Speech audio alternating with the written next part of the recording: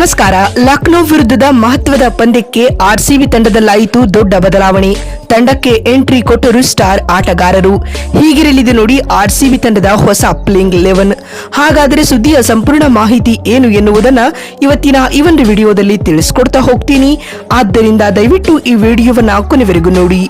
ಆದರೆ ಅದಕ್ಕಿಂತಲೂ ಮುನ್ನ ನೀವು ಕೂಡ ಆರ್ಸಿಬಿ ತಂಡದ ಅಪ್ಪಟ ಅಭಿಮಾನಿಗಳಾಗಿ ಈ ವಿಡಿಯೋವನ್ನ ನೋಡುತ್ತಿದ್ದರೆ ತಪ್ಪದೆ ಈ ಕೂಡಲೇ ಈ ವಿಡಿಯೋಗೊಂದು ಲೈಕ್ ಮಾಡಿ ಮತ್ತು ನಮ್ಮ ಚಾನೆಲ್ಗೊಂದು ಸಬ್ಸ್ಕ್ರೈಬ್ ಮಾಡಿ.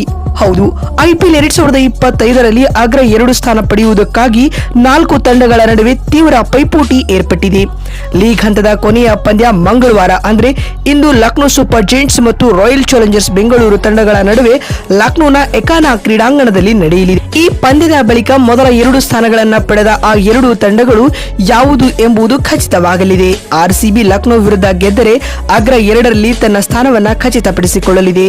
ಆದರೆ ಲಕ್ನೋ ವಿರುದ್ಧ ಆರ್ಸಿಬಿ ಸೋತರೆ ಎಲಿಮಿನೇಟರ್ ಪಂದ್ಯವನ್ನ ಆಡಬೇಕಾಗುತ್ತದೆ ಮತ್ತು ಎಲಿಮಿನೇಟರ್ ಪಂದ್ಯದಲ್ಲಿ ಆರ್ಸಿಬಿ ತಂಡ ಮುಂಬೈ ಇಂಡಿಯನ್ಸ್ ತಂಡವನ್ನ ಎದುರಿಸಬೇಕಾಗುತ್ತದೆ. ಇದಕ್ಕೆ ಪೂರಕವಾಗಿ ಲಕ್ನೋ ತಂಡ ಉತ್ತಮ ಫಾರ್ಮ್ನಲ್ಲಿದ್ದು ಕಳೆದ ಪಂದ್ಯವನ್ನ ಗೆದ್ದು ಬರುತ್ತಿದೆ. ಆರ್ಸಿಬಿ ತನ್ನ ಕೊನೆಯ ಪಂದ್ಯದಲ್ಲಿ ಸೋತು ಬರುತ್ತಿದೆ. ಇದರ ಜೊತೆಗೆ ತಂಡದಿಂದ 2 ಆಟಗಾರರು ಹೊರಬಿದ್ದಿದ್ದಾರೆ. ನಾಯಕ ರಜತ್ ಪಾಟಿದಾರ್ ಹಾಗೂ ಟಿಮ್ ಡೇವಿಡ್ ಇಂಜುರಿಗೊಂಡಿದ್ದಾರೆ. ಹೀಗಾಗಿ ಆರ್ಸಿಬಿ ಪ್ಲೇಯಿಂಗ್ 11 ಅಲ್ಲಿ ಬದಲಾವಣೆ ಕಂಡು ಬರುವುದು ಖಚಿತ ಎನ್ನಬಹುದು. ವಾಸ್ತವವಾಗಿ IPL ಅರ್ಧಕ್ಕೆ ನಿಲ್ಲುವ ಮೊದಲು ಆರ್ಸಿಬಿ ಉತ್ತಮ ಫಾರ್ಮ್ನಲ್ಲಿ ಇತ್ತು. ಅದು ಸತತ 4 ಪಂದ್ಯಗಳನ್ನ ಗೆದ್ದಿತ್ತು. ಆದರೆ ಈ ವಿರಾಮ ತಂಡದ ಲಯದ ಮೇಲೆ ಪರಿಣಾಮ ಬೀರಿದೆ. ಲೀಗ್ ಪುನರಾರಂಭವಾದ ನಂತರ ಕಲ್ಕತ್ತಾ ನೈಟ್ ರೈಡರ್ಸ್ ವಿರುದ್ಧದ ಪಂದ್ಯ ಮಳೆಯಿಂದಾಗಿ ರದ್ದಾದರೆ ನಂತರ ಸನ್ರೈಸರ್ಸ್ ಹೈದರಾಬಾದ್ ವಿರುದ್ಧ ಆರ್ಸಿಬಿ 42 ರನ್ಗಳಿಂದ ಪಂದ್ಯ ಕೈಚೆಲ್ಲಿತು. ಹೀಗಾಗಿ ಲಯ ಕಳೆದುಕೊಂಡಿರುವ ಆರ್ಸಿಬಿ ಮತ್ತೆ ಗೆಲುವಿನ ಲಯಕ್ಕೆ ಮರಳಬೇಕೆಂದರೆ ತನ್ನ ಅತ್ಯುತ್ತಮ ಪ್ಲೇಯಿಂಗ್ 11ನೊಂದಿಗೆ ಕಣಕ್ಕಿಳಿಯಬೇಕಾಗಿದೆ. ಈಗಾಗಲೇ ಹೇಳಿದಂತೆ ರಾಷ್ಟ್ರೀಯ ಕರ್ತವ್ಯಕ್ಕಾಗಿ ಆರಂಭಿಕ ಆಟಗಾರನಾದ ಜೋಕಬ್ ಬೆಥೆಲ್ ಹಾಗೂ ಲುಂಗಿ ಎಂಗಿಡಿ ಈಗಾಗಲೇ ತಂಡವನ್ನ ತೊರೆದಿದ್ದಾರೆ. ಹೀಗಾಗಿ ಇವರಿಬ್ಬರು ಪ್ಲೇಯಿಂಗ್ 11ನ ಆಯ್ಕೆಗೆ ಲಭ್ಯರಿರುವುದಿಲ್ಲ. ಜೋಕಬ್ ಬೆಥೆಲ್ಗೆ ಸಾಲ್ಟ್ ಇನ್ನಿಂಗ್ಸ್ ಆರಂಭಿಸುವುದು ಖಚಿತ. ಉಳಿದಂತೆ ಮತ್ತೊಬ್ಬ ಆರಂಭಿಕ ಆಟಗಾರನಾಗಿ ವಿರಾಟ್ ಕೊಹ್ಲಿ ಕಣಕ್ಕಿಳಿಯಲಿದ್ದಾರೆ. ಇನ್ನು 3ನೇ ಕ್ರಮಾಂಕದಲ್ಲಿ ಎಂದಿನಂತೆ ಮಯಾಂಕ್ ಅಗರ್ವಾಲ್ ಬ್ಯಾಟ್ ಬೀಸಲಿದ್ದಾರೆ.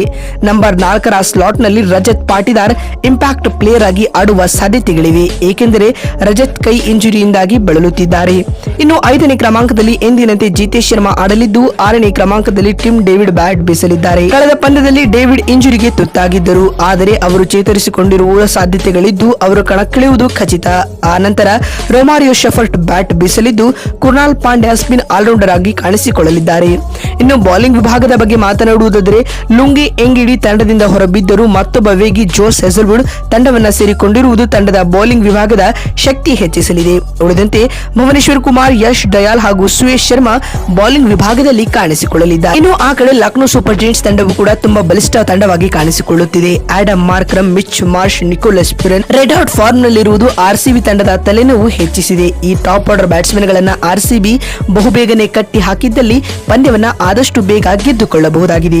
ನೋಡಿದ್ರಲ್ಲ, ಲಕ್ನೋ ವಿರುದ್ಧದ ಮಹತ್ವದ ಪಂದ್ಯಕ್ಕೆ ಆರ್ಸಿಬಿ ತಂಡದ ಪ್ಲೇಯಿಂಗ್ 11 ಯಾವ ರೀತಿಯಾಗಿರಲಿದೆ ಅಂತ ತಿಳಿಸಿಕೊಡುವ ನಮ್ಮ ಈ ಪ್ರಯತ್ನ ನಿಮಗೆ ಇಷ್ಟವಾಗಿದ್ದಲ್ಲಿ ತಪ್ಪದೆ ಈ ಕೂಡಲೇ ಈ ವಿಡಿಯೋಗೊಂದು ಲೈಕ್ ಮಾಡಿ. ಮತ್ತೊಂದು ವಿಡಿಯೋದಲ್ಲಿ ಸಿಗ್ತೀನಿ. ಅಲ್ಲಿವರೆಗೂ ನಮಸ್ಕಾರ, ಧನ್ಯವಾದಗಳು.